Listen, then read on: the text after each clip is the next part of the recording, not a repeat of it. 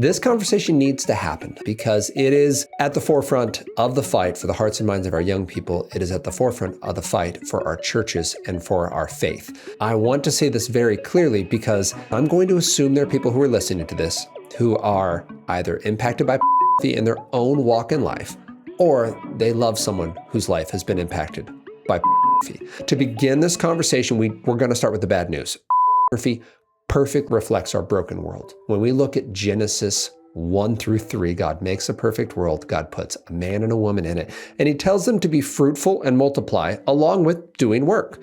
Tells Adam, work the garden and keep it. Name all the animals. Do creative acts because you're made in my image. That's part of what you do. And he puts Adam and Eve together and says, make humans. Then Genesis 3. And we see what has historically in the church been called the three enemies of the soul. It's the world and the devil and the flesh. And this is what Satan goes after. Satan says, did God really say? So he's going after doubt. And then the serpent says, you will not die. This is Genesis 3, 4, and 5.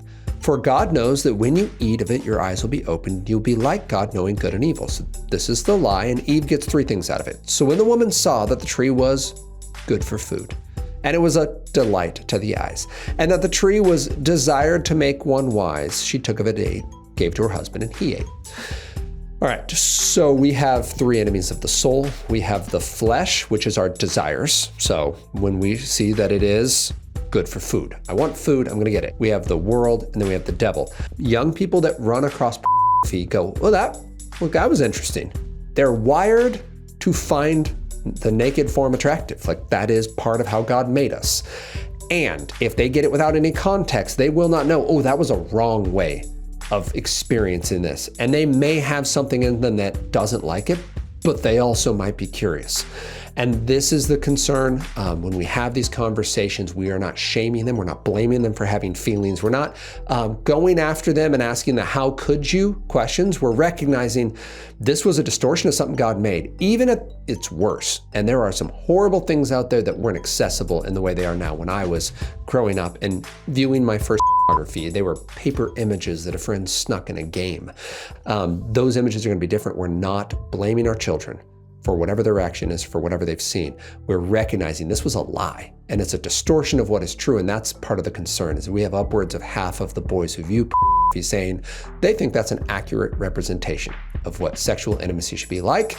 That's also a concern. So we have three lies. We have the lie of the flesh, saying you deserve this, it's your kingdom. The lie of the world. Look how shiny this is. Isn't this exciting? This would be cool. And by the way, who's getting hurt? During COVID, you may remember ads by a certain company that has been hit pretty hard, who was making kind of tongue-in-cheek jokes about like, oh, you could be a hero because you could have all this intimacy and never spread COVID. That's the world. Might say it in jest, might say it with a good sense of humor, but at the end of the day, you can have your cake and eat it too. Why not come and join us? And then the lie of the devil, that you could be God. You could know, this last piece he sees here, you will be like God, knowing good and evil. In fact, not just knowing it, but you're going to determine it. You're going to see it, and it's really what you think. God's been telling you right and wrong, but it's really in your hands. Take the fruit. Make the decision for yourself. Do this on your terms, and you can get there. Just make sure that you're doing it under your own strength. And that's when Eve says, it was desired to make one wise, not discerning wise, but to give one the wisdom to make the laws yourself. This is what pornography does. And as we're finding, that's not actually what happens. We don't get to determine if it harms us or not. We don't get to determine if it adapts our tastes or not. Instead, we only get to determine if we will engage in it. If we do, we're being trained by it. It is not a reflection of us. That pornography trains us, we don't train it. It's not a mirror reflecting cultural norms. It is a stimuli that drives change inside of culture, which is why we can now point to it as driving things like human trafficking, because there's demand that isn't being met, and therefore it has to be met in some way, and it's at the cost of individuals who are then abused for the enjoyment of others. So in this conversation, we have the three enemies of the soul. We know that God made sex in Genesis 1. We know that God made marriage, that there is a man and a woman, and they are joined in marriage, and this was God's plan to produce.